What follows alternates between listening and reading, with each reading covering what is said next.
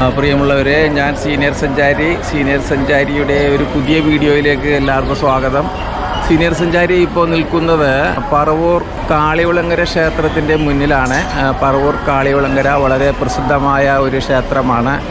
ഇവിടെ വർഷത്തിലൊരിക്കൽ 41 ദിവസത്തെ ഒരു ഉത്സവം നടക്കുന്ന ക്ഷേത്രമാണ്. അപ്പോൾ നമുക്ക് പ്രധാനമായും ഇവിടുത്തെ ഉത്സവ സംബന്ധിച്ച കാഴ്ചകൾ എന്തെല്ലാമാണെന്ന് നമുക്ക് നോക്കാം. എല്ലാവരെയും സീനിയർ സഞ്ചാരി ഹാർദമായി സ്വാഗതം ചെയ്യുന്നു. കുളത്തിൻ്റെ കരയിൽ സ്ഥിതി ചെയ്യുന്ന ഒരു ക്ഷേത്രമാണ് കാളികുളങ്ങര ക്ഷേത്രം. ക്ഷേത്രത്തെക്കുറിച്ച് ഒരു ഐതിഹ്യമുണ്ട്. ഇത് നന്ദ്യാട്ടുകുന്നം ഗ്രാമത്തിലാണ് ഈ ക്ഷേത്രം സ്ഥിതി ചെയ്യുന്നത്. വടക്കം പറവൂരിൽ നിന്നും ഏകദേശം 3-4 കിലോമീറ്റർ ദൂരെ മാറിയാണ് ഈ ക്ഷേത്രം കിടക്കുന്നത്.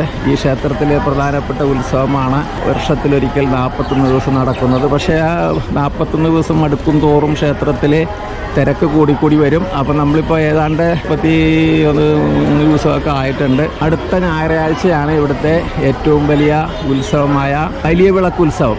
ആ വലിയ വിളക്ക് ഉത്സവത്തിൻ്റെ കാഴ്ചകൾ നമുക്ക് അടുത്ത ആഴ്ച കാണാം. അപ്പം നമ്മളിന്നിപ്പോൾ കാണാൻ പോകുന്നത് ഒട്ടനേകം ഭക്തജനങ്ങൾ വന്ന് ഇവിടെ കലം പൂജിക്കുന്ന കാഴ്ചയാണ്. കലം പൂജിക്കുക എന്ന് വെച്ചാൽ നമ്മുടെ ആറ്റുകാൽ പൊങ്കാല പോലെ കലം പൂജിക്കുന്ന പൊങ്കാലയിടുന്ന കാഴ്ചയാണ് നമുക്കിവിടെ കാണാൻ സാധിക്കുന്നത്. നമുക്കപ്പോൾ ആ പൊങ്കാലയിടുന്ന കാഴ്ചകളിലേക്ക് പോകാം.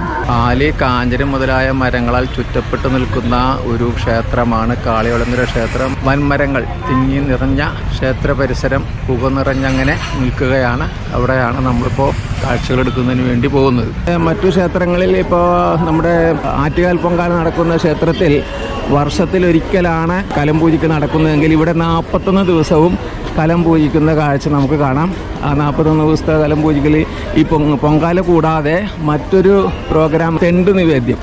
ഈ തെണ്ട് നിവേദ്യം ആണ് പ്രധാനപ്പെട്ട മറ്റൊരു വഴിപാടായി ഭക്തജനങ്ങൾ ഈ മുത്തിക്ക് നമുക്ക് കാഴ്ചവെക്കുന്നത്. ഇവിടുത്തെ ദുർഗാദേവി ഭദ്രകാളിയാണ് ഇവിടുത്തെ പ്രധാനപ്പെട്ട പ്രതിഷ്ഠ. ഈ മുത്തിയെ കാളികുളങ്ങര മുത്തി എന്നാണ് അറിയപ്പെടുന്നത്. അപ്പോൾ നമുക്ക് കാഴ്ചകൾ ഓരോന്നായി നമുക്ക് കണ്ടുകൊണ്ട് നമുക്ക് മുന്നോട്ട് പോകാം. ഇവിടെ ഇപ്പോൾ തന്നെ കാണാൻ നിരത്തി ആളുകൾ പൊങ്കാല ഇട്ടുകൊണ്ടിരിക്കുകയാണ്. ആ നിവേദ്യം ദേവിക്ക് അർപ്പിച്ചുകൊണ്ടിരിക്കുകയാണ്. അർപ്പിച്ചുകൊണ്ടിരിക്കുന്ന കാഴ്ച നമുക്ക് വളരെ വിശദമായി തന്നെ കാണാം. ഇത് 2 തരം ഇതാണ്. ഇത് തെണ്ടിടുന്നതിനുള്ള പുറപ്പാടാണ് ഇവിടെ നടക്കുന്നത്. പാളയിലാണ് തെണ്ടിടുന്നത്. അപ്പോൾ പാളയിൽ ഇതുപോലെ അരി, ശർക്കര, നെയ്യ്, പല സാധനങ്ങളും അതിനകത്ത് മിക്സ് ചെയ്യും. ഇതെല്ലാം മിക്സ് ചെയ്തുകൊണ്ട് അത് പാളയിൽ പൊതിയും. ഈ പാളയിൽ പൊതിഞ്ഞ് ഇതുപോലെ ഈ നല്ല മണ്ണിങ്ങനെ ചുട്ടുപഴുത്ത് കിടക്കുകയാണ്. ആ പാളയിൽ പൊതിഞ്ഞ് ഇത് ഈ മണ്ണിലിങ്ങനെ കുഴിച്ചിടും. ഈ മണ്ണിൽ കുഴിച്ചിട്ട് അവിടെ മണ്ണിൻ്റെ മുകളിൽ വിറകൊക്കെ വെച്ച് ഇങ്ങനെ ചുട്ടുപൊള്ളിച്ച് തീ പൊള്ളിച്ച് കായ്ച്ചെടുക്കുന്ന കാഴ്ചയാണ്. അപ്പോൾ നമുക്ക് ഇതെല്ലാം തന്നെ ഇങ്ങനെ വെന്ത് നല്ല കിട്ടും. അതിനാണ് തെണ്ട് എന്ന് പറയുന്നത്. അപ്പോൾ ആ തെണ്ട് എങ്ങനെ ഉണ്ടാക്കുന്നു എന്ന കാഴ്ച നമുക്ക് കാണാം. അത് ഇവിടെ നമ്മുടെ ചേച്ചിമാരൊക്കെ ഇവിടെ തെണ്ട് ഉണ്ടാക്കിക്കൊണ്ടിരിക്കുന്നതാണ്. തെണ്ട് ചുടാൻ വേണ്ടി അങ്ങനെ കെട്ടി പൊതിഞ്ഞുകൊണ്ടിരിക്കുന്ന കാഴ്ചയാണ് കാണുന്നത്. ചേച്ചി, ഇതെങ്ങനെയാണ് ഈ തെണ്ട് ഉണ്ടാക്കേണ്ടത്? ചേച്ചിയുടെ പേരെന്താണ്? എവിടെ നിന്ന് വരുന്നു? പ്രസന്ന. എവിടെ നിന്നാണ് വരുന്നത്? കൊടുങ്ങല്ലൂർ എന്ന് പറയുന്നത്. അപ്പോൾ അത്ര ദൂരദേശത്ത് നിന്ന് വരെ വന്ന് ഇവിടെ തെണ്ടിടുകയാണ്. അതൊരു ദേവിക്കുള്ള നേർച്ചയാണ്. അപ്പോൾ ഈ തെണ്ട് നമ്മൾ എന്തൊക്കെ ഉണ്ടാക്കണം? അതിൻ്റെ അകത്ത് എന്തെല്ലാം സാധനം ഉണ്ടാവും? അരിപ്പൊടി, ശർക്കര, തേങ്ങ, ഏലക്കായ, പഴമിടോ? പഴമിടൂല. ഇതെല്ലാം കൂടി ഇട്ട് മിക്സ് ചെയ്ത് കശുവണ്ടി പരിപ്പൊക്കെ ഇടാറുണ്ടോ? വേണമെന്നുണ്ടെങ്കിൽ ഇടാം. അതെ. നമുക്കന്നിട്ട് എല്ലാം ഇങ്ങനെ ഈ പാളയിൽ ഇങ്ങനെ പൊതിഞ്ഞു വെക്കും അല്ലേ? പൊതിഞ്ഞ് കെട്ടിയിട്ട് കുഴച്ചിട്ട് ഇങ്ങനെ പൊതിഞ്ഞു കെട്ടും. എന്നിട്ട് ഇങ്ങനെ ഇതുപോലുള്ള ഈ തീയിൽ ചുട്ടെടുക്കുകയാണ്. എത്ര നേരം വേണ്ടി വരും ഒരു തെണ്ട് ചുട്ടെടുക്കാൻ? ഒരു 1 മണിക്കൂർ വേണ്ടി വരുമല്ലോ. ഓക്കെ. 1.5 മണിക്കൂർ വേണ്ടി വരും. ശരി.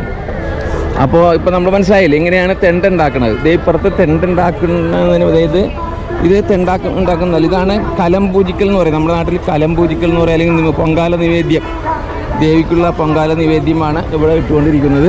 ഒരു ആഘോഷത്തിമിർപ്പാണ്. ഈ ക്ഷേത്ര പരിസരം മുഴുവനും ഒരു ആഘോഷത്തിമിർപ്പിലാണ്. അപ്പോൾ കാളികുളങ്ങര മുത്തി എന്ന് അറിയപ്പെടുന്ന ആ മഹാദേവിക്ക്, ആ ദേവിക്ക് പൊങ്കാലയിടുന്ന അനേക ഭക്തലക്ഷങ്ങളുടെ കാഴ്ചയാണ് നമ്മളിവിടെ കണ്ടുകൊണ്ടിരിക്കുന്നത്.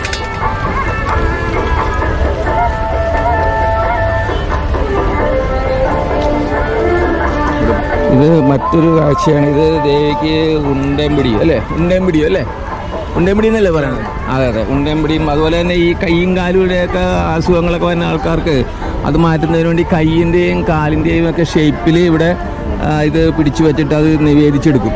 അത് വലിയൊരു നേർച്ചയാണ്. ഇവിടെ വന്നതിന് മുമ്പ് തന്നെ നേർച്ച ഉണ്ടാകും. ആ നേർച്ച പാലിക്കുന്നതിന് വേണ്ടിയാണ് ഇവിടെ വരുന്നത്. അത് ഇവിടെ എവിടെ നോക്കിയാലും പൊങ്കാലയ്ക്ക് വേണ്ടിയുള്ള തയ്യാറെടുപ്പുകളാണ് കാണുന്നത്. ഇവിടെയൊക്കെ വളരെ സൂക്ഷിച്ച് നടക്കണം. കാരണം തെണ്ടിട്ടിട്ടുള്ള സ്ഥലങ്ങളാണ്. ആ തെണ്ടിട്ടിട്ടുള്ള സ്ഥലങ്ങളിൽ കാല് പൊള്ളും എന്നുള്ളതിന് സംശയമില്ല. അപ്പോൾ വളരെ ശ്രദ്ധിച്ച് തന്നെ നമുക്ക് നടക്കണം.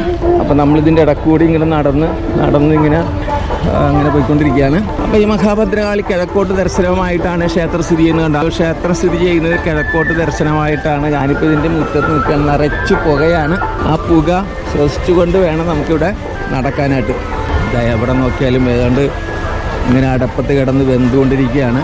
പൊങ്കാല സമർപ്പണമാണ്. ഇവിടെ തെണ്ടിങ്ങനെ വെന്തുകൊണ്ടിരിക്കുന്ന കാഴ്ച നമുക്ക് കാണാം. ഇത് കിഴക്കോട്ട് ദർശനമായിട്ട് നിൽക്കുന്ന ഒരു ക്ഷേത്രമാണ്. ഇവിടെ ആദ്യം പണ്ട് കാലത്ത് സ്ത്രീകളായിരുന്നു ഇവിടെ ക്ഷേത്രത്തിൽ പൂജകൾ നടത്തിയിരുന്നത് പണ്ട് കാലത്ത്. അതിനുശേഷം നമ്മുടെ താമ്പൂല വിധി പ്രകാരം വൈദിക സങ്കല്പപ്രകാരമുള്ള പൂജകളാണ് പിന്നീട് ഈ ക്ഷേത്രത്തിൽ നടക്കുന്നത്. കവുങ്ങിൻ്റെ പാളയിലാണ് തെണ്ട് നിവേദിക്കുന്നത്. ഇവിടെ കവുങ്ങിൻ്റെ പാള തെണ്ട് ഉണ്ടാക്കുന്നതിന് അനുയോജ്യമായ രീതിയിൽ അത് വെട്ടിക്കീറി അത് കൃത്യമായിട്ട് ഇങ്ങനെ എടുക്കുകയാണ്. ഇതിനകത്താണ് നമ്മൾ നിവേദ്യം ചായച്ച് അടുക്കി വെച്ച് ഉരുട്ടിയെടുത്ത് പൂജിക്കുന്നത്. പറവൂർ ശ്രീധരൻ തന്ത്രികളാണ് ഇവിടുത്തെ തന്ത്രികൾ. മുമ്പ് സ്ത്രീകൾ ഇവിടെ പൂജകൾ കഴിക്കുന്നതിന് ശേഷം വൈദിക സങ്കല്പത്തിൽ പൂജകൾ തുടങ്ങിയതിന് ശേഷം ശ്രീധരൻ തന്ത്രികളുടെ മുഖ്യ കാർമ്മികത്വത്തിലാണ് ഇവിടെ ചടങ്ങുകളൊക്കെ നടന്നു പോരുന്നത്. ഈ ക്ഷേത്രത്തെക്കുറിച്ച് ഒരു ചരിത്രമുള്ളത്, ഇവിടെ ഈ നന്ദ്യാട്ടുകുന്നം സ്ഥലത്തിൻ്റെ തെക്കുവശത്തായി ഒരു വലിയ ഒരു സേവാമൂർത്തി, വലിയൊരു ഭക്തനുണ്ടായിരുന്നു. ആ ഭക്തൻ തൻ്റെ കൈവശമുണ്ടായിരുന്ന ദേവി വിഗ്രഹം, അപ്പോൾ അവിടെ ഈ ജന്മികൾ ഈ സ്ഥലത്ത് പ്രധാന ജന്മി തടവിലാക്കും, കൈക്കലാക്കും, വീടിന് തീയിടും എന്നൊക്കെയുള്ള സന്ദേഹം വന്നതിനെ തുടർന്ന് അദ്ദേഹം ഭാര്യയെയും മക്കളെയും മറ്റു സ്ഥലത്തേക്ക് കൊണ്ടുപോവുകയും അവിടെ നിന്നും അദ്ദേഹം ദേവി വിഗ്രഹവുമായി വടക്കോട്ട് പലായനം ചെയ്യുകയും ചെയ്തു. അങ്ങനെ പലായനം ചെയ്ത് എത്തിച്ചേർന്നത് ഈ കാളികുളങ്ങര ക്ഷേത്രത്തിൻ്റെ ഈ കുളത്തിൻ്റെ കരയിലാണ്. അപ്പോൾ ഇവിടെ ഒരു കാവുണ്ടായിരുന്നു. ആ കുളത്തിൻ്റെ കരയിൽ വിഗ്രഹം ഇറക്കി വെച്ചു. ഈ കുളത്തിൽ കുളിക്കുന്നതിന് വേണ്ടി ഇറങ്ങി. കുറച്ച് കഴിഞ്ഞപ്പോൾ ഈ കാവിൽ ദീപം തെളിയിച്ചു. ആ ദീപം തെളിയിക്കുന്ന കാഴ്ചയാണ് അദ്ദേഹം കണ്ടത്. ഈ വിഗ്രഹം സ്ഥാപിക്കുന്നതിന് ഏറ്റവും അനുയോജ്യമായ സ്ഥലം ഈ കുളം തന്നെയാണ്. കുളത്തിൻ്റെ കരയിലുള്ള കാവാണെന്ന് മനസ്സിലാക്കി അദ്ദേഹം ഇവിടെ ഈ പ്രതിഷ്ഠ നടത്തുകയും തത്സമയം തെങ്ങിൽ കയറി ചെത്താൻ കയറിയ ഒരു ചെത്തുകാരനോട് ഇത് സൂക്ഷിച്ചു കൊള്ളണം എന്ന് പറയുകയും ചെയ്തു. ആ ചെത്തുകാരനോട് കള്ള് നിവേദ്യമായി സമർപ്പിക്കണമെന്ന് പറഞ്ഞു. അങ്ങനെ ആണ് പണ്ട് താമ്പോലി വിധി പ്രകാരം ഇത് ക്ഷേത്രത്തിൻ്റെ പൂജ നടക്കുന്നതിന് മുമ്പ് കള്ളും കോഴിയും മറ്റുമാണ് ഇവിടെ ഈ ദേവിക്ക് പ്രസാദമായി നൽകിയിരുന്നത്. വിശ്വകർമ്മജർക്ക് വളരെ പ്രാധാന്യമുള്ള ഒരു ക്ഷേത്രമാണ്. ഈ ക്ഷേത്രത്തിലെ വലിയ വിളക്ക് മഹോത്സവത്തിന് ഒരു 12 നിലയുള്ള 12 തട്ടുകളുള്ള ഒരു വിളക്കുമായി ഈ ക്ഷേത്രത്തിന് ചുറ്റും വലം വയ്ക്കും. അത് ലാസ്റ്റ് ദിവസം ഈ ക്ഷേത്രത്തിന് അതെ മൊത്തം 7 പ്രാവശ്യമൊക്കെ വലം വെക്കും. അങ്ങനെയുള്ള കാഴ്ചകളാണ് നമുക്ക് ഇവിടെ അന്നത്തെ ദിവസം കാണാൻ പറ്റുന്നത്. ഒരു ചതുരാകൃതിയിൽ നിർമ്മിച്ചിട്ടുള്ള ഒരു ക്ഷേത്രമാണ് ഈ കാളികുളങ്ങര ദേവീക്ഷേത്രം. ഈ ക്ഷേത്രത്തിലെ പ്രധാനപ്പെട്ട ഒരു പ്രത്യേകത എന്ന് പറഞ്ഞാൽ ഇവിടെ ധ്വജമില്ല. കൊടി കയറ്റുന്നതിന് ധ്വജമില്ല. പകരം അടക്കാമരത്തിലാണ് എല്ലാ വർഷവും കൊടി കയറ്റുന്നത്. അതിന് പറയപ്പെടുന്ന കാരണം ഇതൊരു കാട്ടുക്ഷേത്രമായിരുന്നു. കുളത്തിൻ്റെ കരയിലുള്ള ഒരു കാവായിരുന്നു. അതുകൊണ്ട് ഇവിടെ ധ്വജപ്രതിഷ്ഠ ആവശ്യമില്ല എന്നുള്ളതാണ് ദൈവവിധിയിൽ ഉരുത്തിരിഞ്ഞ് വന്നിട്ടുള്ളത്. ഇവിടെ മഹാകാളി ദേവിക്ക് കൂടെ ഉപദേവതകളായിട്ട് ഖണ്ഡാകർണൻ, ബ്രഹ്മരക്ഷസ്, വീരഭദ്രൻ, സുന്ദരയക്ഷി, നാഗയക്ഷി, നാഗരാജാവ് എന്നീ ദേവതകൾ ഇവിടെ കുടികൊള്ളുന്നു. കുളം ക്ഷേത്രത്തിനെ ഫേസ് ചെയ്തിട്ടാണ് മുൻവശത്ത് നിൽക്കുന്നത്. പണ്ടത്തെ നമ്മുടെ സിദ്ധൻ നന്ദ്യാട്ടുകുന്നത്തിനപ്പുറത്തു നിന്നും കൊണ്ടുവന്ന വിഗ്രഹം ഇപ്പോഴും കുളത്തിൽ കിടക്കുന്നുണ്ട് എന്നാണ് പറയപ്പെടുന്നത്. ദേവിയെ നമുക്ക് ദാരിക നിഗ്രഹത്തിന് ശേഷം രൗദ്രഭാവത്തിൽ നിൽക്കുന്ന ആ ഒരു നിലയിലാണ് നമുക്കിവിടെ കാണുവാൻ പറ്റുന്നത്. അപ്പോൾ തെണ്ട് പൊങ്കാല ഇടുന്ന വിവരം നമ്മൾ കണ്ടു. ഇവിടെ അകത്ത് ഈ ക്ഷേത്രത്തിൻ്റെ അകത്ത് വരിക്കപ്ലാവിൽ നിർമ്മിച്ച ഒരു ദാരു വിഗ്രഹമുണ്ട്. ആ ഒരു ദാരുവിഗ്രഹം പുറത്തേക്കെടുക്കുന്നത് എല്ലാ വർഷവും വലിയ വിളക്കിനോടനുബന്ധിച്ചിട്ടുള്ള ദിവസം മാത്രമേ പുറത്തേക്കെടുക്കുകയുള്ളൂ. ഉച്ചയ്ക്ക് ഗുരുതി കൊടുക്കുന്ന ഒരു ക്ഷേത്രമാണത്. മറ്റു ക്ഷേത്രങ്ങളിലൊക്കെ രാത്രിയാണ് ഗുരുതിയെങ്കിൽ ഇവിടെ ഒരു ഉച്ചഗുരുതി, അതിന് 28 ഉച്ചൽ ഗുരുതി എന്നാണ് പറയുന്നത്.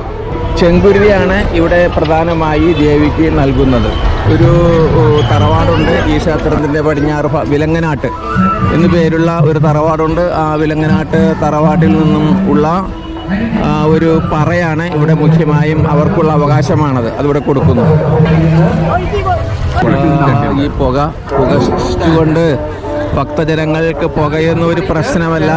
ഭക്തിയുടെ ആനന്ദത്തിൽ ആറാടിക്കൊണ്ട് അവർ ദേവിക്ക് പൊങ്കാല അർപ്പിക്കുകയാണ്. ഈ പുക ശ്വസിച്ചുകൊണ്ട് പുക അവരുടെ ഉള്ളിലുള്ള മാലിന്യങ്ങളെ നീക്കം ചെയ്തുകൊണ്ട് അവരങ്ങനെ പൊങ്കാല അർപ്പിക്കുന്ന കാഴ്ചകളാണ് എങ്ങും കാണുന്നത്. നമുക്കറിയാം ആറ്റുകാൽ പൊങ്കാല അത് ഒരു വർഷത്തിൽ ഒരു ദിവസം നടക്കുമ്പോൾ ഇവിടെ 41 ദിവസമാണ് ഇതുപോലെ ഭക്തജനങ്ങൾ പൊങ്കാലയിടുന്നത്. അപ്പോൾ അത്രയും അങ്ങനെ സവിശേഷമായ ഒരു ക്ഷേത്രം കേരളത്തിൽ വേറെ ഉണ്ടോ എന്ന് തന്നെ സംശയമാണ്.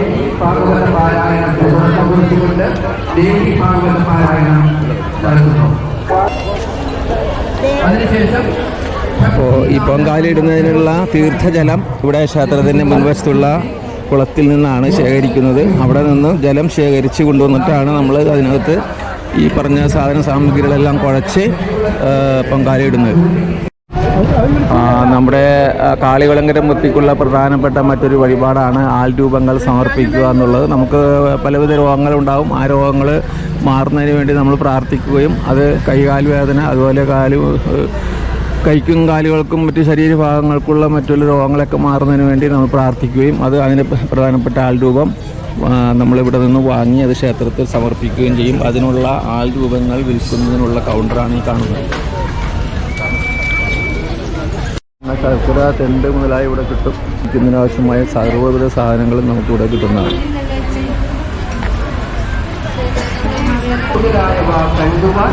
പ്രത്യേകമായി സ്ഥാപിച്ചിരിക്കുന്ന കാപ്പുകളിലെ ജലം ഉപയോഗിക്കുക.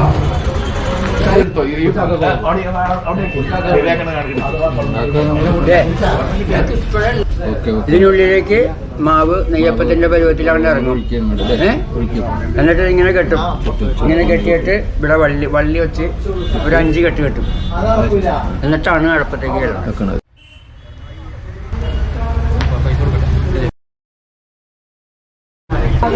അങ്ങനെ ദേവിക്ക് പൊങ്കാല അർപ്പിക്കുന്ന ഭക്തജനങ്ങൾക്ക് അഭിവാദ്യം അർപ്പിച്ചുകൊണ്ട് സീനിയർ സഞ്ചാരി ഇന്നത്തെ ഈ വീഡിയോ അവസാനിപ്പിക്കുകയാണ്. മറ്റൊരു ക്ഷേത്രത്തിൻ്റെ കാഴ്ചകളുമായി നമുക്ക് അടുത്ത എപ്പിസോഡിൽ കാണാം. എല്ലാവർക്കും നന്ദി, നമസ്കാരം.